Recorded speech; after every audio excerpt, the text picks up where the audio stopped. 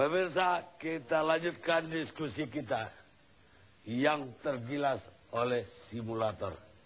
Sekarang saya lanjutkan dengan Tama. Ya, sedikit tambahan terkait dengan tadi soal penyitaan. Nah, ini kembali lagi soal mindset. Mindset pada Undang-Undang 8 tahun 2010. Di pasal 69 itu disebutkan, untuk dilakukannya penyidikan, penuntutan, dan melakukan proses hukum, itu yang berwenang, yang dalam ini KPK, itu bisa memproses kasus tindak pidana pencucian uang tanpa harus dibuktikan terlebih dahulu pidana asalnya, yaitu korupsinya. Artinya, secara prinsip ini bisa digunakan dalam konteks penyitaan tadi. Nah, kemudian kita juga harus lihat prinsip-prinsip lainnya, bahwa dalam Undang-Undang Tindak Pidana Pencucian Uang ini berlaku prinsip reverse burden of proof atau pembalikan beban pembuktian. Jadi pembuktiannya lagi bukan tadi Agas praduga tidak bersalah, ini punya si ini, kita semua tidak bersalah sampai kemudian dibuktikan salah oleh persidangan. Tidak, ini terbalik, logikanya sudah mulai dirubah. Kalau sampai mindsetnya masih seperti itu, dalam pencucian uang kita bisa nilai itu kuno, old fashion gitu ya. Masih kuno kalau sampai prinsipnya masih Agas praduga tidak bersalah soal harta. Nah, maka kemudian penyitaan-penyitaan yang dilakukan oleh KPK saya rasa itu sudah tepat. Bahkan kalau perlu itu dibuat menjadi role model dalam kasus-kasus korupsi yang lainnya. Sehingga tadi efek soal pemiskinan koruptor itu bisa dilakukan. Karena harta-harta yang kemudian... Apa benar Anda bisa nggak harta itu dipakai untuk ganti rugi kepada negara? Nah, soal ganti rugi, ini kita lihat lagi. DS itu dijerat dengan dua pasal dalam pencucian uang. Pasal 3 ayat 1 dan pasal 6 ayat 1. Pasal 6 itu bicara soal apa? Bicara soal pidana korporasi. Denda maksimal 100 miliar. Kalau dalam pasal 3 itu maksimal 10 miliar. Nah, konteks denda itu mungkin saja ketika misalnya hakim yakin itu bisa diberikan denda paling maksimal sampai 10 miliar misalnya. Itu boleh-boleh saja dan sah-sah saja. Bisa juga untuk kerugian negara yang terjadi. Bisa juga untuk kerugian, itu yang kedua, untuk kerugian negara yang sudah terjadi. Yang penting adalah juga ini menjadi salah satu momentum.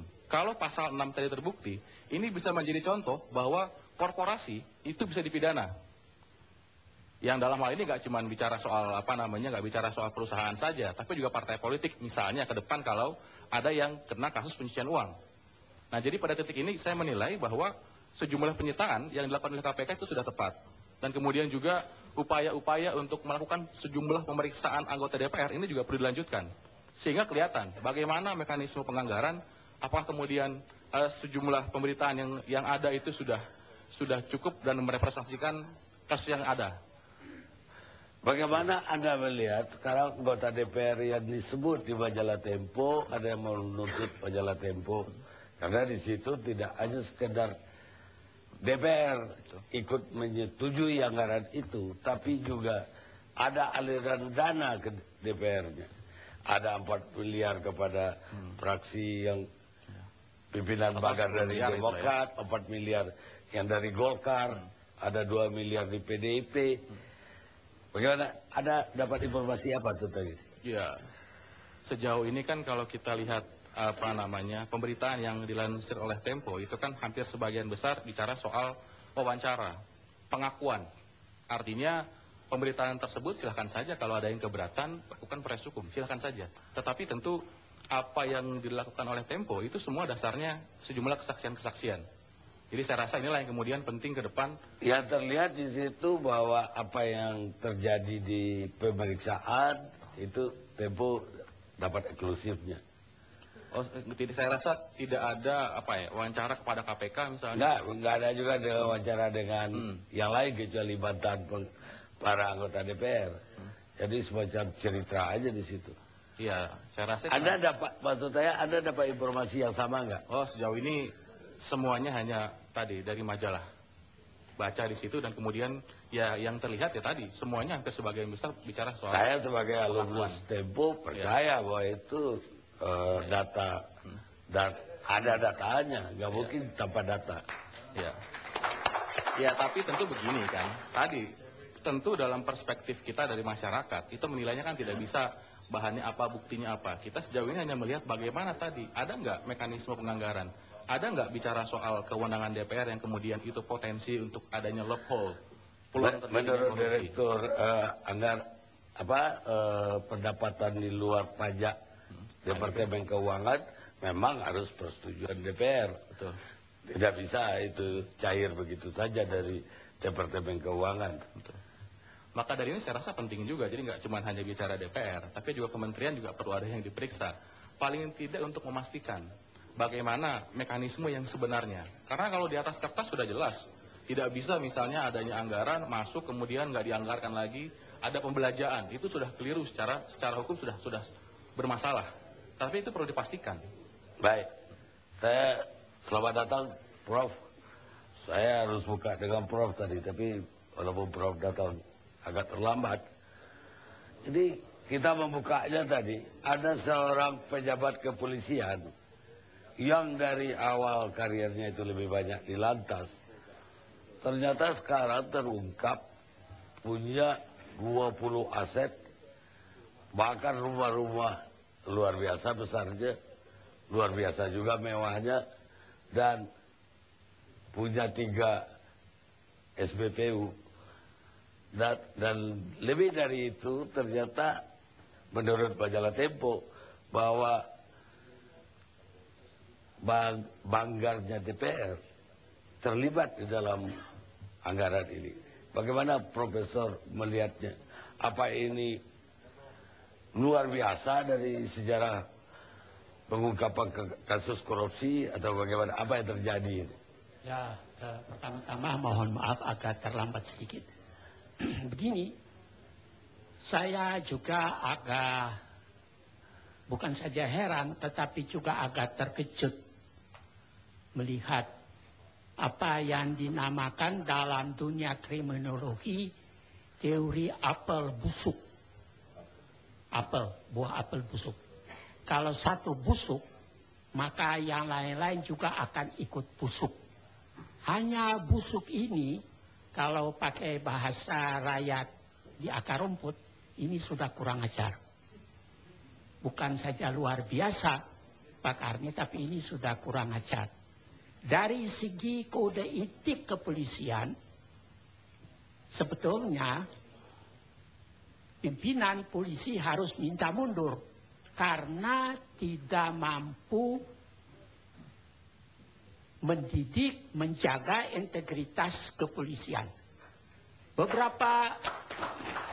Kalau pimpinan kepolisian tidak mau mundur, ya itu haknya mereka. Tapi kalau dari segi kode etik, berarti mereka sudah tidak becus lagi.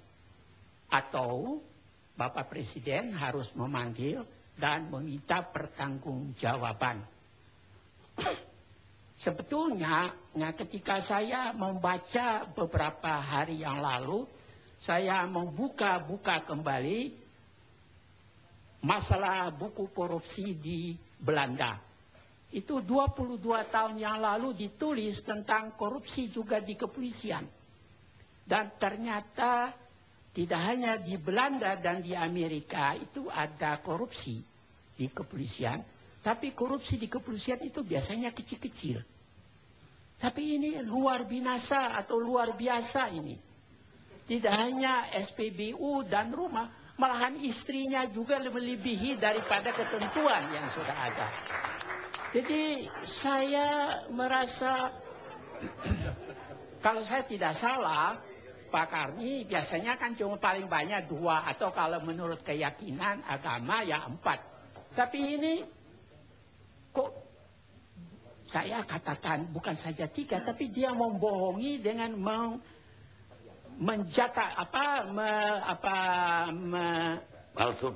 melamarkan diri sebagai masih bujang. Ini kan kurang ajar namanya ini. Umur juga dipotong 10 tahun. Umurnya juga.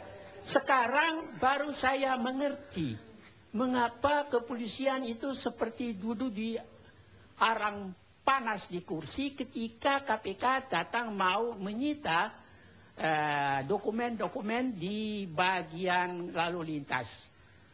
Itu berarti saya tidak mau mempunyai itikat buruk atau itikat jahat, tapi itu berarti kan semua sudah merasa basah itu ketika KPK datang. Kenapa?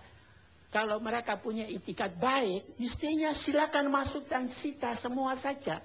Tapi itu kan pada waktu itu sampai KPK juga seperti kebakaran jenggot waktu itu. Dan waktu itu juga saya diundang di KPK. Dan saya mengatakan, ya sebetulnya ini masalahnya tidak boleh begini. Apalagi sesama aparat penegak hukum atau aparat penegak atau pembasmi korupsi. Jadi Pak Karni, saya nggak tahu nanti pertanyaan berikut dari Pak Karni bagaimana. Tapi jawaban saya yang pertama, ini pimpinan kepolisian, apakah itu Kapolri atau wakilnya atau yang lain-lain, itu semua harus mengundurkan diri. Menurut hemat saya sudah tidak ada lagi. Kecuali kalau tidak ada rasa malu. Kalau tidak ada rasa malu, asal jangan ditambah awalan dan akhiran saja.